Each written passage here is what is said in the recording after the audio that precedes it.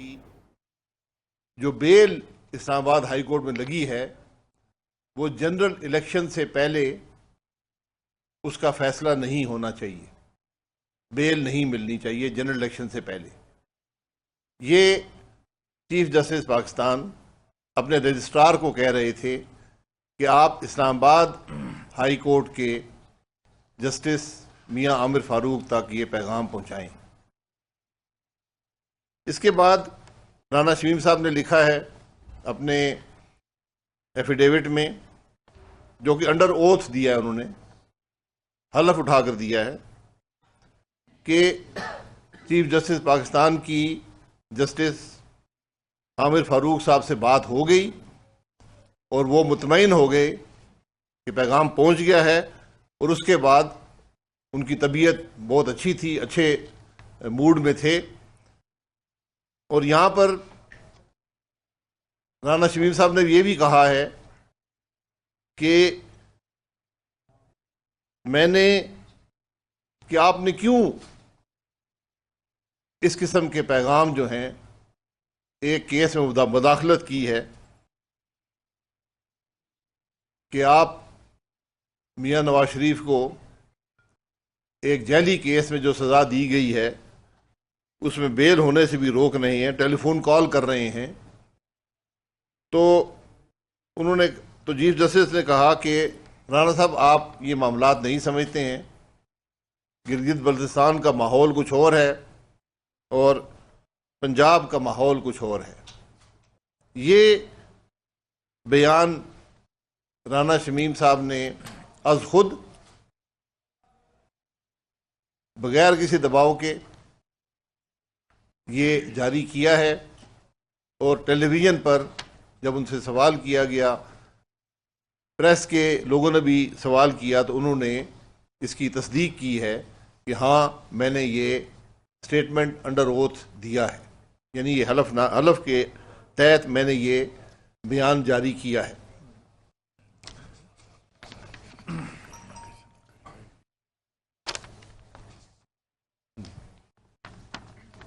اس سارے معاملے کا پس منظر بھی پاکستان کے عوام کے سامنے رکھنا ضروری ہے۔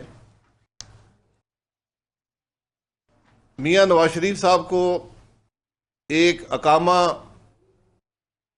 رکھنے پر جو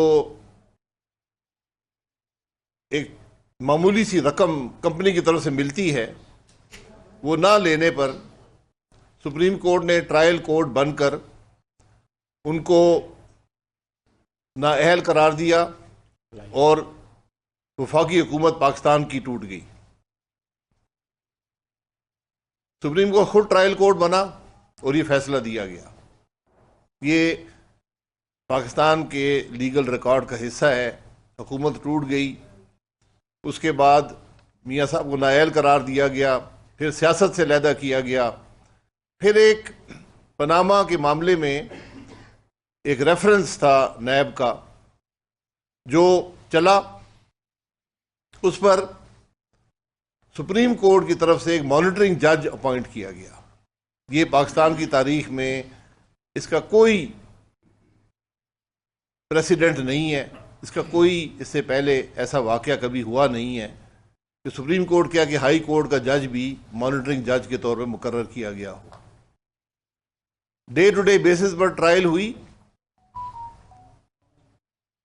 جج محمد بشیر صاحب تھے۔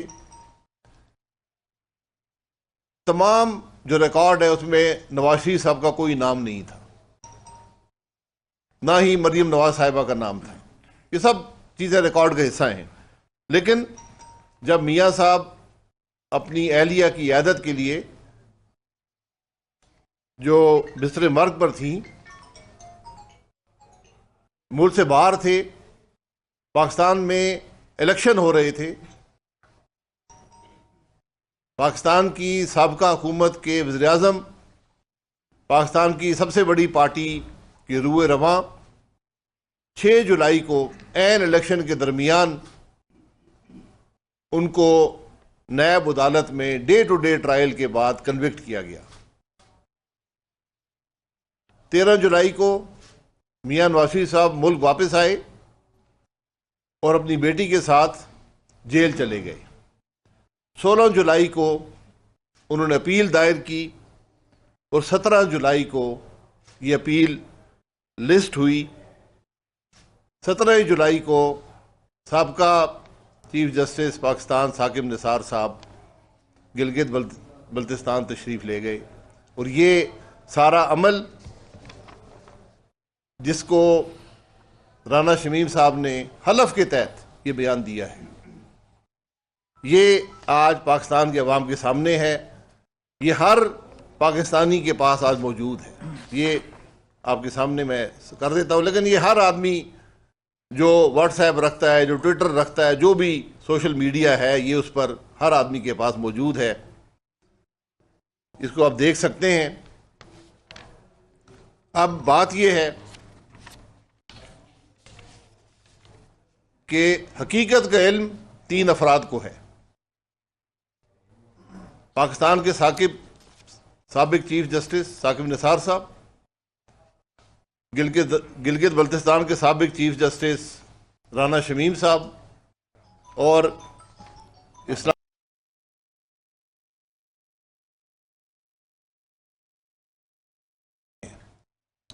سچ ان کو پتا ہے، لیکن پاکستان کے عوام کا بھی حق ہے کہ سچ ان کو پتا چلے، کیونکہ جس ملک میں انصاف نہیں ہوگا وہاں کچھ بھی نہیں ہوگا۔ جب اس سطح کے لوگ ملوث ہوں، اور آپ دیکھیں کہ یہاں صرف بات ایک شخص کی، ایک سابقہ وزیر اعظم کی کنوکشن برقرار رکھنے کی نہیں ہے، یہاں پر الیکشن کے عمل میں مداخلت ہو رہی ہے۔ تو کیا ہم یہ پوچھنے کا حق نہیں رکھتے کہ آخر کب یہ معاملات ختم ہوں گے اس ملک سے؟ کب ہم اپنی ذاتی انا کے لیے اور چھوٹے چھوٹے فائدے حاصل کرنے کے لیے ہم لوگوں کی زندگیوں سے کھیلیں گے؟ ہم پاکستان کے مستقبل سے کھیلیں گے؟ اس کا جواب ہے کسی کے پاس؟ جب ملک کا چیف جسٹس ایسے، میری دعا ہے کہ اللہ کرے اس میں نہ ملوث ہوں، لیکن جب چیف جسٹس ملک کا یہ کام کرے گا تو پھر کون سا انصاف رہ گیا؟ پھر ہم کس کے پاس جائیں گے؟ پھر عدل کہاں گیا؟ پھر عوام کے اعتماد کہاں گیا اور آئین کہاں گیا؟ یہ وہ خرابیاں ہیں جس کا ذکر ہم بار بار کرتے ہیں، بار بار کرتے ہیں کہ ملک کا نظام آج آئین کے مطابق نہیں ہے، ملک کے نظام میں مداخلت ہے، غیر آئینی مداخلت ہے۔ آج چیف جسٹس ملوث ہے ملک کا،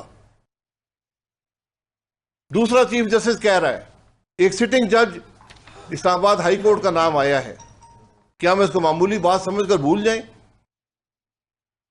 کیا یہ بات پارلیمان میں نہیں آنی چاہیے؟ پارلیمان ہی ان ججوں کو مقرر کرتا ہے، کیا پارلیمان پوچھ نہیں سکتا کہ یہ معاملہ کیوں ہوا، کس نے کیا؟ یہ وہ چیزیں ہیں جو ملک کے مستقبل کا تعین کرتی ہیں۔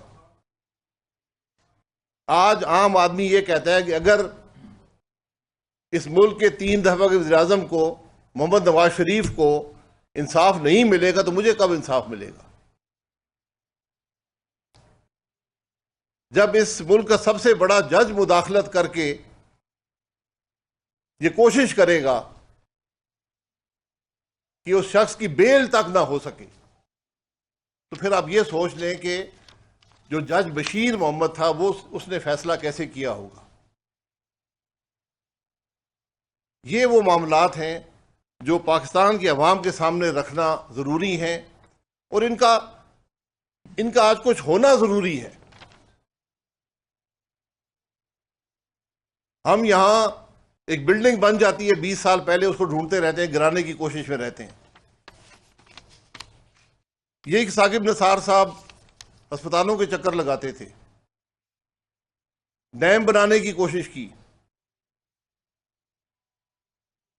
ہمارا سوال یہ ہے کہ ہمیں تو رانا شمیم صاحب کی بات پہ یقین کرنا پڑے گا، ایک آدمی نے حلف کے تحت بیان دے دیا ہے، اب کون سا فورم ہے جہاں پر یہ سچ کا تعین کیا جائے گا؟ ہم تو یہ پوچھنا چاہتے ہیں وہ کون سا فورم ہے؟ جب اس ملک کے وزیر اعظم کو نکال سکتے ہیں ہم ایک اقامے کی معمولی تنخواہ اپنے بیٹے کی کمپنی سے نہ لینے پر، تو پھر ہم اس قسم کی مداخلت ایک چیف جسٹس کی طرف سے انصاف کے معاملات پر، ایک ہائی کورٹ کے معاملات میں مداخلت پر اور ملک کے الیکشن میں مداخلت پر، اس کا نوٹس لینے والا کوئی ہے؟ کوئی بات کرنے والا ہے؟ کوئی انصاف دینے والا ہے؟ تو یہ حقیقت نظر آ گئی نا کہ عمران خان کیسے آیا تھا. یہ آج ثبوت آپ کے سامنے ہے. آج ضرورت اس بات کی ہے کہ اس بات کی تہہ تک پہنچا جائے کہ چیف جسٹس پاکستان کے الیکشن میں مداخلت کر رہا ہے. پھر پیچھے کیا رہ جائے گا؟ یہ مسئلہ ہے. یہ وہ چیزیں ہیں جو آج پاکستان کے عوام جس کا جواب چاہتے ہیں،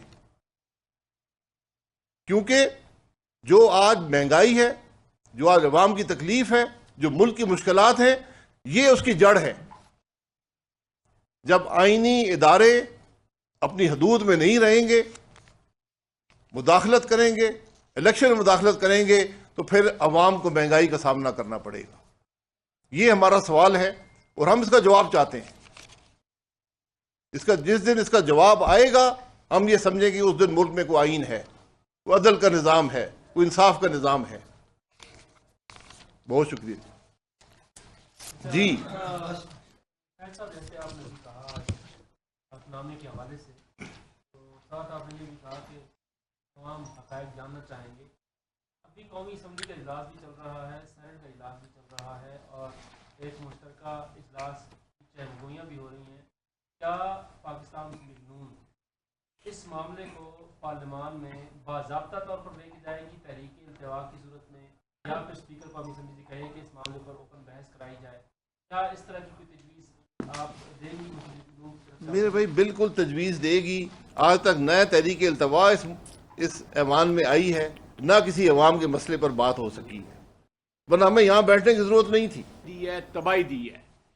عدلیہ ایٹ دا ہائیسٹ لیول جو ہے، اعلیٰ ترین سطح کے اوپر وہ کمپرومائز ہوئی ہے. یہ سامنے آ رہا ہے آپ کے.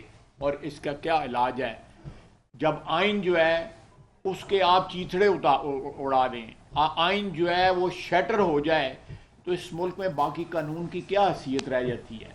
تو اس میں دو چیزیں ہیں. ایک چیز تو یہ ہے کہ میاں نواز شریف کی جو بے گناہی، مریم نواز کی بے گناہی، اور جس طرح ان کو قید کیا گیا، جس طرح ان کی ضمانتیں جو ہے وہ ریجیکٹ کی گئیں، جس طرح ان کے ساتھ جو ہے ان کی آزادی سلب ہوئی، وہ ایک بات ہے.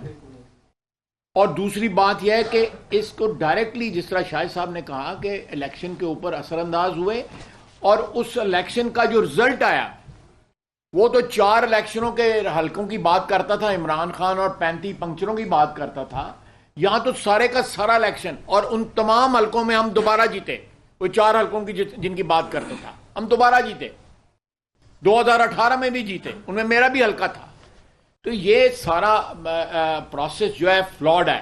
اس وقت تمام انسٹیٹیوشنز جو ہیں آئینی اداروں کے اوپر ایک سوالیہ نشان آ گیا ہوا ہے، جس میں سپریم کورٹ کا چیف جسٹس جو ہے اس وقت کا ملوث نظر آ رہا ہے، ہائی کورٹ جو ہے اسلام آباد کا وہ ملوث نظر آ رہا ہے، اس میں اسمبلی جو ہے ملوث نظر آ رہی ہے. اسمبلی